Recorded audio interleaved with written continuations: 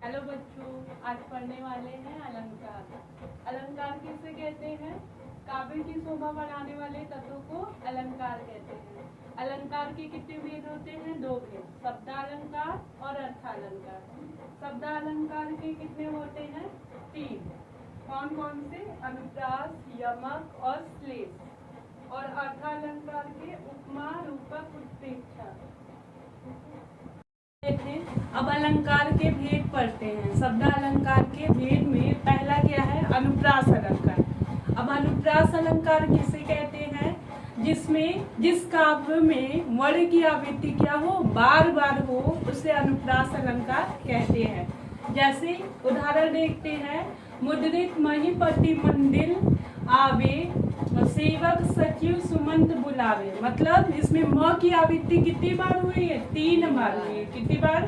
3 बार हुई है। उसे क्या कहेंगे? अनुप्रास अलंकार। अब इसमें रघुपति राघव राजा राम, इसमें 3 से अधिक बार हो गई, मतलब र की आवृत्ति क्या हुई? 3 से अधिक बार हुई, उसे कहेंगे अनुप्रास अलंकार। इसमें चारू चंद की चंचल किरणें खेल रही है जलथल में, इसमें च की आवृत्ति कितनी बार हुई है? 3 बार हुई, उसे क्या कहेंगे? अनुप्रास अलंकार। अरे ये की बात पढ़ते हैं यमक अलंकार। यमक अलंकार उसे कहते हैं जहाँ पे एक ही शब्द 2 बार आए, 2 या 2 से अधिक बार आए, लेकिन उसके अर्थ क्या होते हैं?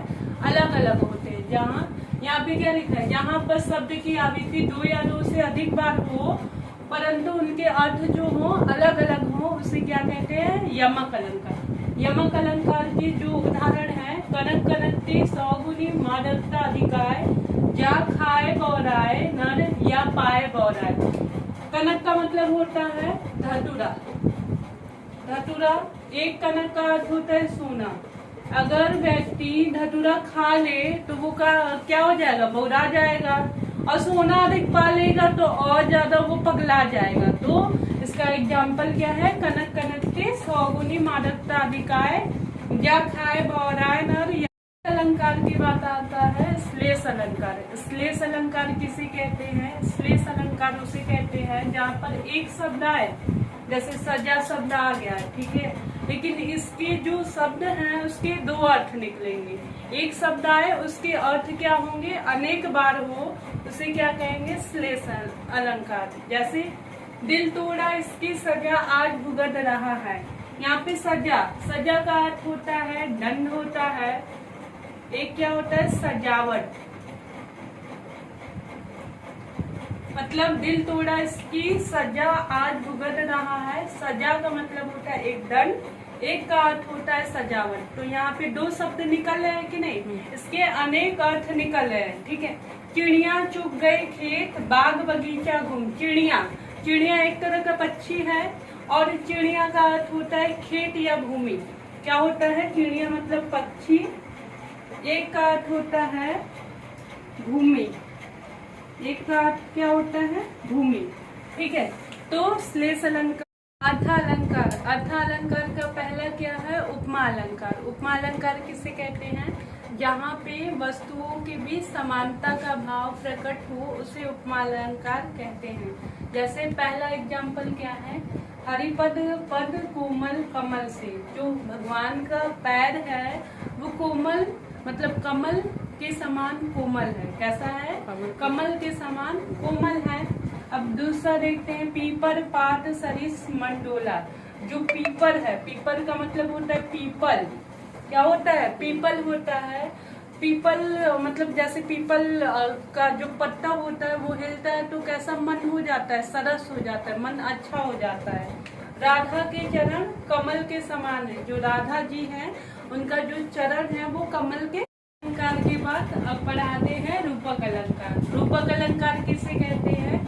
जहाँ पे उपमेय का किसी उपमान में संभावना व्यक्त किया जाए, जैसे आरोप व्यक्त किया जाए, उसे कहते हैं रूपक अलंकार। जैसे एग्जाम्पल है, चरण कमल बंदो हरिराई। जो चरण है वो उपमेय है और कमल है वो क्या है? उपमान। तो इन दोनों में क्या किया जा रहा है? आरोप व्यक्त किया जा रहा है। दूसरा क्या है? शशि मुख पर घूंघट डाले अंचल में दीप छिपाए।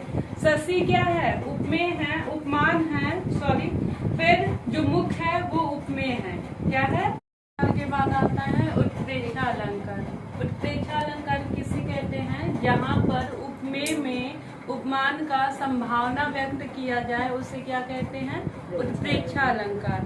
जहाँ पे उपमेय का उपमान में संभावना व्यक्त किया जाए उसे क्या कहते हैं? उत्प्रेक्षा अलंकार। उत्प्रेक्षा अलंकार में अगर आपको पहचानना होगा तो क्या करेंगे? जहाँ जिस शब्द में मानो, मनहु, जनहु, मानो, जनो, निश्चय शब्द का प्रयोग हो वहाँ पे क्या होता है? उत्प्रेक्षा अलंकार।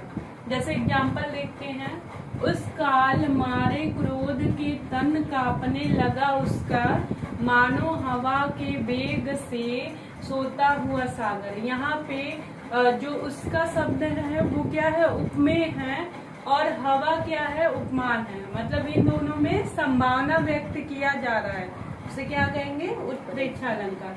अब नीचे दूसरा देखते हैं, सोहत ओढ़े पीठ पटु, श्याम सलोने गात, मनहु मनहु नीलमणि सैर पर, आपत पर्यो प्रभात। यहाँ पे जो श्याम है मतलब श्री कृष्ण है वो क्या है? उपमेय है और यहाँ पे जो नीलमणि है वो उपमान है। इसका अर्थ क्या होता है? सोहत ओढ़े पीठ पटु, मतलब जो श्री कृष्ण है वो पीले वस्त्र धारण किए हुए हैं और जैसे उनका परछाई या किसी नीलमणि मतलब नीले पत्थर पे पड़ता है तो वो जैसे लगता है कि प्रभात हो रहा है।